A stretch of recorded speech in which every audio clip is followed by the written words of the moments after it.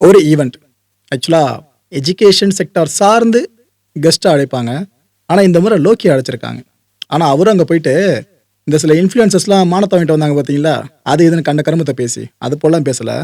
AI சார்ந்து அதிகமா பேசினாரு லோக்கி அவர்கள்.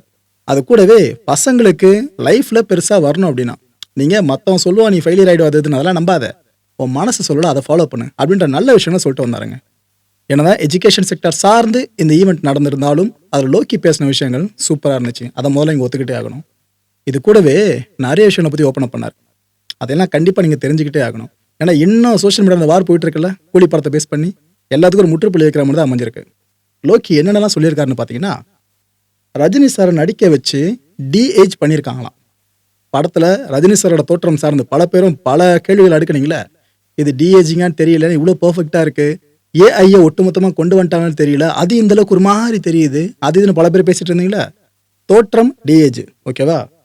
ஆனா அவரோட வாய்ஸ் இருக்குல்ல, அதுக்கு மட்டும் ஏஐய பயன்படுத்தியிருக்காங்களாம். ஆர்டிஃபிஷியல் இன்டெலிஜென்ஸ பயன்படுத்தி தான் ரஜினி சாரோட அந்த ரெட்ரோ வாய்ஸ் இருக்கு பார்த்தீங்களா?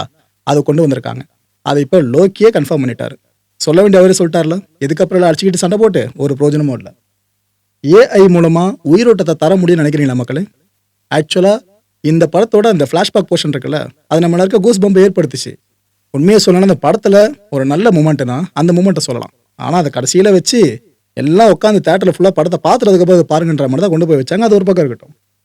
ஆனா இந்த ஒரு விஷயம் இருக்குல்ல ஏஐ சார்ந்து. இத பத்தி லோக்கி கிட்ட கேட்டாங்க. அப்ப ஏஐய பேஸ் பண்ணி ஏதாவது ஃபுல் பிளெட்ஜா என்ன பண்ண வாய்ப்பு இருக்கான்னு சொல்லிட்டு. அதுக்கு ஒரு தெளிவா சொல்ட்டாரு. ஏங்க இப்போ ஒரு ஹீரோ உங்களுக்கு பிடிக்கும் அப்படின்னா, அவரு நடிச்ச படத்த நீங்க பார்க்க விரும்புவீங்களா? இல்ல அவரு ஏஐல கொண்டு வந்தா அத பார்க்க விரும்புவீங்களா? அப்படின்னு கேட்குறாரு. அதுக்கு அந்த ஆங்கரும் அவர் நடிச்சதாங்க பார்க்க விரும்புவோம் அப்படின்னாங்க.